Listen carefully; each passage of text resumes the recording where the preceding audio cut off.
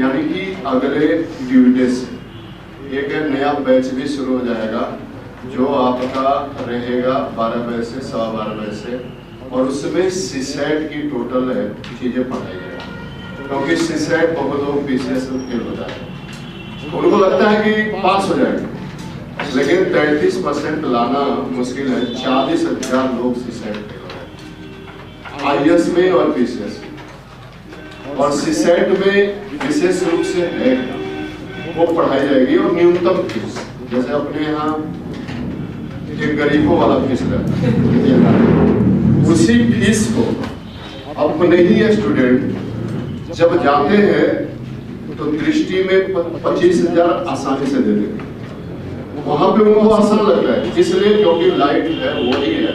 ऐसा नहीं है कि विकास दिव्य कीर्ति आगे पढ़ा रहे हैं, नहीं, पढ़ा कौन है, जहाँ पे यहाँ पे एक लोगों को नहीं पढ़ा पाए लोग जिनकी कोई वैल्यू नहीं थी इलाहाबाद में, वो आज यहाँ के टीचर बने हुए सर्वश्रेष्ठ विशेषज्ञ नहीं, तो यहाँ पे गरीबों वाली फीस रहेगी और ठीक ठाक पढ़ाया जाएगा। उसमें जो भी कंपटीटर लोग हैं वही जुड़ेंगे, जो मेंस वगैरह लिख रहे हैं यहाँ पे जब भी कोई जुड़ेगा तो समझो या तो कोई ऑफिसर होगा या तो वो होगा। तो इसमें मंथली सीसेट, अब सीसेट में क्या क्या चीजें हैं इसको आप जानें। सीसेट में क्या है, पहले नंबर है मैथ। अब इससे मैथ में क्या है, अगर आप मैथ देख लेते हो तो दो जगह हो जाएगा। एक आपका 10-15 क्वेश्चन जो पूछा जाता है, किसमें आपके पूछा जाता है जो समीक्षा अधिकारी है वो हो जाएगा। समीक्षा अधिकारी में फ्री में है, खंड शिक्षा अधिकारी में भी है, ये मैथ हो जाएगा। दूसरा नंबर आपका क्या हो जाएगा, दूसरा हो जाएगा इंग्लिश। इंग्लिश में देखिए यहाँ पे 2-3 चीजें हैं। यहाँ पे देखिए मैथ में ये वो लोग बताएंगे, लेकिन आपको इंडिकेट करके बता दूं कि मैथ में लाभ हानि, काम, समय और परसेंटेज, उसके बाद है अनुपात, एक होता है एज रिलेशन, आयु वाला, उनके पिता की आयु 5 वर्ष इतनी थी, 5 वर्ष बाद क्या होगी, दोनों के बीच आयु का कितना अंतर होगा, ये फिक्स है यूपी कमीशन। उसके बाद आपका रेलगाड़ी वाला एक रहता है, ब्याज वाला रहता है, चक्रवृद्धि ब्याज से सवाल रहता है, फिक्स रहता है। और अब थोड़ा सा यूपीएससी की अगर सीसेट की बात करें, थोड़ा सा उसमें 1-2 चीजें जुड़ जाती जो पीसीएस में नहीं है, वो यूपीएससी में है, आईएएस वाले। आईएएस में भी लोग फेल होते हैं। इलाहाबाद का लगभग 70% डिग्री देने वाला लड़का सीसेट पे फेल है। आईएएस में 70, पीसीएस में तो काम चल जाता है, थोड़ा बहुत इधर उधर से मार लेते हैं, लेकिन आईएएस में पड़ोसी को भी नहीं आता। पड़ोसी मतलब समझ ना, क्योंकि ये दो एक ही बेंच पे 2 लोगों को बैठा है, कूद के ऐसे देखते रहते हैं। हम तो भाई बेंच से देते थे, फ्री देते थे तो सब याद है, तो वो ऐसे कूद के देखते रहते हैं, और वो सवाल गलत लगा रहा है कि सही लगा रहा है, कोई ठिकाना नहीं है, समझे? अभी अपना चाल उसी के चक्कर में भूल जाते हैं कि वो लगा रहा है पड़ोसी, उससे पहले ही तय करेंगे मैं आती है, चलो तो बता दो। वो लोग साठगांठ करके बन गए, जिसका किस्मत पड़ोसी खराब मिल गया, घबरा वो पूरा मैं तो भोकाल के टाइट में हिस्सा लगाया, एक भी आंसर सही नहीं, लेकिन लगाया सब, सवाल एक भी आंसर सही नहीं निकला। तो उसमें लोग क्या करते हैं, पूछते रहते हैं, वो रफ सीट मिलता है, रफ सीट लेके पूरा लगा डालेंगे इतना एक सवाल से। जिसको मैथ आता है उसी में 1-2 चीजें बस अपना देखा, इधर उधर किया, निकल गया, और उसमें बस वो अपना वही आपके रफ वर्क पेपर में ही लिखा रहता है, पीछे रफ हुआ उसी में अपना 1-2 बार किया, पता नहीं चला, उसको लगा दिया। तो ये मैथ है। इंग्लिश में क्या है, आईएएस में इंग्लिश नहीं है, लेकिन आईएएस में जो मैथ में हम बातें कर रहे थे आपका एक मिलेगा जिसे क्रमशः समुच्चय कहा जाता है, सेट थ्योरी। एक सेट जानते रहिए, और सेट थ्योरी के बाद एक जानते रहिए परमिबिलिटी, प्रायिकता। प्रायिकता भी पूछा जाता है। ये प्रायिकता से ही 8-10 सवाल रहेंगे। आप कोई भी पेपर देने जाओगे यूपीएससी का, मैथ है जैसे मान चलो आप उसको देने जा रहे हैं, आता है एक प्रोविडेंट फंड कमिश्नर, उसमें जीएस रहता है, मैथ रहता है, और उसके बाद डायरेक्ट इंटरव्यू रहता है।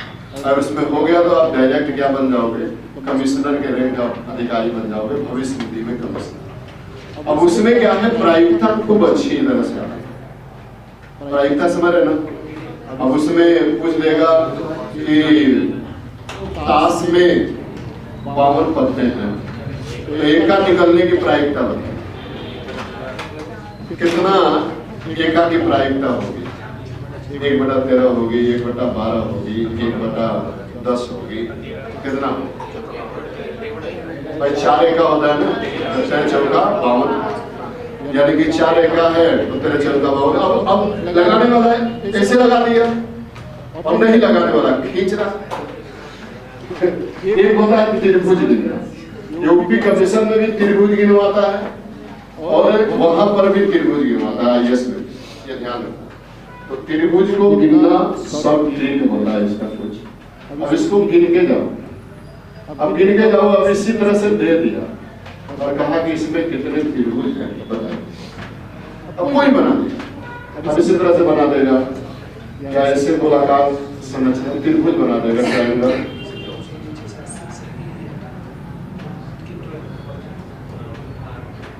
और प्रकाश जी कहेगा कि इसमें अब त्रिभुज कीजिए। यूपी कमीशन का फेवरेट। अब ये भी जानो, इसमें कुछ त्रिभुज खूब रिपीट किए जाते। हम लोग तो 10 बार एक ही त्रिभुज को लगाया, बस आंसर रट लिए थे, जैसे देखते थे फिगर तुरंत मार देते, तुरंत मार देते। ये भी एक तरीका है। यूपी कमीशन में मान चलो कम से कम 5 मिनट समय आपका बचा देगा। अब हम लोग को बहुत आंसर याद हो गया था, 10 वर्ष 20 वर्ष आदमी कंपटीशन दिया था, वो बहुत आंसर तुरंत देखते ही 24 त्रिभुज होगा, ये 43 होगा। उसके बाद एक सवाल यहाँ का फेवरेट है, बंदर वाला। बंदर समझ रहे हो? बंदर क्या हो, क्या है कि वो कहेगा कि 65 मीटर खंभे पर एक बंदर 2 मिनट में 1 मीटर चढ़ता है और 1 मीटर सरक जाता है। तो फिर कितने मिनट में उस बंदर उस खंभे के शीर्ष पे पहुंचेगा? तो अब आप जान लो कि इसमें हमेशा एक तरह से विषम में ही आता है, या तो 51 आएगा, या तो 61 आएगा, या तो 41 आएगा, या तो 31 आएगा। इसे हम लोग ट्रिक बना लिए, इस तरह के सवाल आएंगे तो तुरंत बस उसको घटाना है, प्लस करना है, मार देना है, उसमें बहुत ज्यादा विचार नहीं करना। वो सब सवाल पहले ऐसे उंगलियों पे लगा। उसके बाद अब इस तरह के सवाल यहाँ पे आपको कहाँ पे सामना करना पड़ेगा यूपीएससी में। प्रायिकता थोड़ा सा यूपी कमीशन में कम पूछेगा, लेकिन ये बंदर वाले बानर वाला सवाल बहुत है, और उसमें सब 50% बानर बन जाते हैं जो नहीं आएंगे, क्योंकि वो निकालते हैं। अब उनको पता नहीं है कि अंतिम मिनट में क्या होता है, 5 मीटर कूद के बैठता है। 1 मिनट में वो क्या करेगा, देखिए 5 मीटर का छलांग लगाएगा, इसीलिए उसका क्या होता है, आंसर 51 आ जाता है। उसका फिर 31 आता है, 21 मिनट आता है, मतलब उसमें कई सवाल बनते हैं।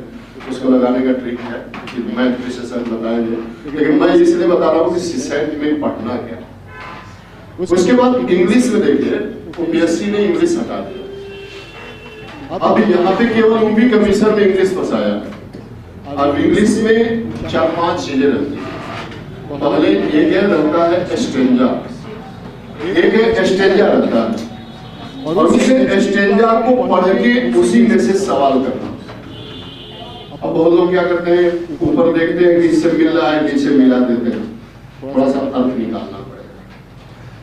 और उसमें 5 नंबर 10 नंबर का सवाल, ये 10 नंबर 12 नंबर का रहता है। इंग्लिश बस इतने रहता है, मैक्सिमम 15। 15 नंबर का रहता है, एक रहता है नाइजेशन से, एक रहता है सिंथेसिस से, एक रहता है एक्टिव पैसिव वॉइस से, एक रहता है आपका प्रीपोजिशन से, इन एंड वाला, और एक रहता है वर्ड करेक्शन से। अब उसमें मलेरिया ही लिख दिया, अब मलेरिया का स्पेलिंग करेक्शन करना होगा, अमीबा का एक बार पूछ दिया। तो ये आपका रहता है क्या, इंग्लिश। इंग्लिश से अगर आप यहाँ पे पढ़ लेते हैं तो समीक्षा अधिकारी में मेंस में आपका 20 नंबर का ग्रेड है। तो translation, translate into Hindi, translate into English, दो चीजें हो रहा है। तीसरा नंबर क्या है कि आपका है हिंदी। अब यूपीएससी में तो केवल हिंदी है, अंग्रेजी नहीं है, तो हिंदी है। यूपीएससी की हिंदी थोड़ी सी कठिन हो जाती है। वो इसलिए कठिन हो जाती है, उसमें इतना कामा विराम, बिंदु, अंश विराम, त्रुटि विराम, उसके बाद जितना मतलब विराम चिन्ह है वो सब झोंक डालता है यूपीएससी। इसलिए हिंदी भी बड़े बड़े विद्यार्थी लोग पास नहीं कर पाते। आईएएस में फेल होने का सबसे बड़ा कारण हिंदी नहीं करना। हिंदी भाषी वाला कहता है कि हमें खूब हिंदी आती, लेकिन उसके हिंदी के सवाल सही नहीं करता, वो स्टेंजर सही से नहीं करता। तो हिंदी में सबसे पहले बोधगम्यता, जो दोनों में कॉमन है। बोधगम्यता आपके यूपीएससी में भी है और यूपी कमीशन में। यूपी कमीशन में इस बोधगम्यता से 10 नंबर के सवाल, अभी का स्टेंजा दे दिया, और स्टेंजा देने के बाद उसी को पढ़ के आपको करना होता है, उसमें से आंसर देना होता है। उसके बाद यूपी कमीशन में, आईएएस में भी ये सेम रहता है। यूपी कमीशन में क्या होता है, एक मुहावरा का या 2 मुहावरे का अर्थ पूछता है। एक है अनेक शब्दों के स्थान पे एक शब्द आता है, एक आपका तद्भव तत्सम होता है, एक है जो अनेकार्थी शब्द होते हैं उसका रहता है। उसके बाद एक करेक्शन वाला रहता है, करेक्शन वाला रहता है। एक है आपका जो संज्ञा, सर्वनाम, विशेषण या जो भी चीजें हैं उससे 1-2 सवाल पढ़वाता सब है, पूछेगा 20 नंबर। यानी कि यहाँ पे क्या है, ये 20 नंबर का आपका टोटल हिंदी रहता है यूपी कमीशन में। यूपीएससी में 80 में मान चले वहां पर भी 20-22 नंबर का, ये 2.5 नंबर का है, तो वहां पर भी हिंदी का बहुत बड़ा रोल है। और अगला जो रहता है रीजनिंग, रीजनिंग तर्क शक्ति। अब इसे तर्क पढ़वाएगा सब। अब यूपी कमीशन में तर्क शक्ति 4-5 पूछेगा। एक है एज रिलेशन, जो एज रिलेशन होता है ना, कि उस लड़की ने उस लड़के से उस व्यक्ति के बारे में इंडिकेट करते हुए कहा कि इनके माँ हमारे पिता की इकलौती बहन के भाई हैं। Blood relation, blood relation. अब उसमें फिक्स रहता है, एक तो तुरंत याद है भाई, वो पुराना क्वेश्चन देख के जाना चाहिए, उसमें से कुछ सवाल फंस जाते हैं 2-4-5। अब वो ये रिलेशन आपको लगता होगा कि इसमें बहुत आसान हो जाएगा, लेकिन वहां पे कठिन हो जाता है। आप एक त्रिभुज नहीं गिन पाओगे उसमें अगर ट्रिक नहीं पता है। इधर से गिर पकड़ोगे और दूसरे तरफ निकल जाएगा। उसमें ऑप्शन जब दिया रहेगा 22, 25, 2025 हो जाएगा। घुमा फिरा के 25 से लाना चाहोगे, लेकिन उसमें कुछ ट्रिक है, उसके जितने एंगल है सबको कोड कर दिया जाता है। अब कोड करने के बाद फिर उससे क्या किया जाता है, आरसी के अनुसार उससे क्या कर लिया जाता है, उसे गुणा कर दिया जाता है, निकल दिया जाता है उसमें। अब उसके बाद इसमें तर्क शक्ति है, और लास्ट है जिसे कहा जाता है बौद्धिक कुशलता, या उसी को कहा जाता है सीसेट, डिसीजन मेकिंग, न्याय, या उसी को कहा जाता है निर्णय क्षमता, डिसीजन मेकिंग, निर्णय क्षमता। तो निर्णय क्षमता मान चलिए 30 सवाल होते हैं यूपी कमीशन। यूपी कमीशन में यूपीएससी में भी 25-30 रहेंगे, और ये भी बहुत डिसाइडिंग हो जाते हैं, बहुत डिसाइडिंग हो जाते हैं, जिसमें आपको एक तरह से निर्णय क्षमता को पहचानना। ये आपके लिए निर्णय क्षमता है। इसलिए ये पूरी सी सेट है और इसमें से पाना कितना है? 80 क्वेश्चन IAS में है तो उसमें 28 मार्क, मैक्सिमम 28 मार्क। लेकिन 28 क्या 20 तक सही नहीं होगा, माइनस मार्क। और यूपी कमीशन में कितना पाना है? 100 में 33 नंबर। मैं 100 में 33 भी नहीं पाते, मैक्सिमम क्या होगा। हम मान चलिए 4-5 लाख लड़के हैं, उसमें से 50,000 अकेले सुसाइड करते हैं यूपी कमीशन। अच्छे लड़के, फर्स्ट पेपर खूब बढ़िया। और ऐसा नहीं आपको लगता होगा कि बीटेक किया होगा खूब बढ़िया सुसाइड जाता। मैं तो 10-15 लोगों के ऐसे लोगों को जानता हूँ जो बीटेक किए हैं, उनके भाई लोग पीसीएस थे। उन्होंने फोन करके कहा, वो व्यक्ति टॉपर कहा कि मैं तो मेरा भाई तो फेल हो गया सुसाइड, 32 नंबर से, वो बीटेक है, आप सोचिए सुसाइड में फेल हो जाता। यानी कि कहीं ना कहीं ओवर कॉन्फिडेंस भी लोगों को लेकर होता है। इसलिए इसको शुरू किया जाएगा, 4-5 लोग मिलकर पढ़ाएंगे। इसमें हिंदी और जो सुसाइड वाला पोर्शन रहेगा, जो आपका डिसीजन मेकिंग वाला, वो मैं पढ़ाऊंगा। बाकी मैं रीडिंग, अंग्रेजी, बाकी हम लोग देखते हैं जो आपके पढ़ाएंगे। ज़्यादातर संभावना है अंग्रेजी और मैथ पढ़ाएंगे। जो CDA पेंशन में एक दीपक राठौर जी बहुत अच्छे, 3-4 बार सीनियर उन्होंने क्वालिफाई किया, नौकरी कर रहे हैं, उनको सेट करेंगे क्योंकि वो अच्छा जानते हैं, तो उनको पढ़वाएंगे। इसलिए आप लोग जुड़ने का प्रयास करेंगे।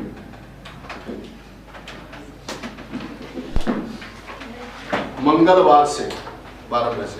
अब थोड़ा सा आप लोगों को और चेंजेस करना पड़ेगा, कुछ सुबह बना के हल्का खाना पड़ेगा। बात समझ लो। अब वो लोग है कौन बनाएगा? देखिए कुछ करना है तो मेहनत करना पड़ेगा, मेहनत करना पड़ेगा। नहीं तो अब आप भाई देखो, अगर सुबह 6 बजे भी जग जा रहे हो तो अभी आप 2 चपाती तो बना ही सकते हो। और 2 चपाती बना के खा लोगे तो ये जो बाहरी चीजें जो दिन भर आप सोचते रहते हो वो थोड़ा सा विराम होगा। बस चाय चुकर चलता रहेगा, 2-2.5 मिनट तक आराम से अपना कुछ चेंजेज करना पड़ेगा। और चेंजेज आप ही कर सकते। वो लड़के एक ही टाइम खाते, एक टाइम का मतलब समझ ना, वो सुबह हल्का सा कुछ नाश्ता वास्ता किए, 2-4 1-2 रोटी, 1-2 रोटी 2-3 रोटी अपना खाए, फिर अपना शाम तक 4 बजे तक खा लिए। रात में कोई खाने का संभावना नहीं, बस वही थोड़ा बहुत भोजन चल रहा है। क्योंकि आपको वर्क बहुत कम करना पड़ता है तो भोजन भी बहुत। अब ज़्यादा भोजन लोगे तो नींद के अलावा और कुछ नहीं है। जैसे और उसमें भी जैसे आप सुबह है खींच के दही जलेबी खा, अब बैठ जाओ पढ़ने, तब देखो कितना बढ़िया नींद आती है, स्वर्ग वाली नींद आएगी। इस समय नींद भी आएगी, इसी समय परीक्षा भी होगी। अब चुनना आपको है कि आप इसको चुन लें। उसे परीक्षा में चुन लिए तो बेहतर हो गए, नहीं चुन पाए तो बाद में आदमी ये कहता है कि मौका मिला हमने लाभ नहीं पाया।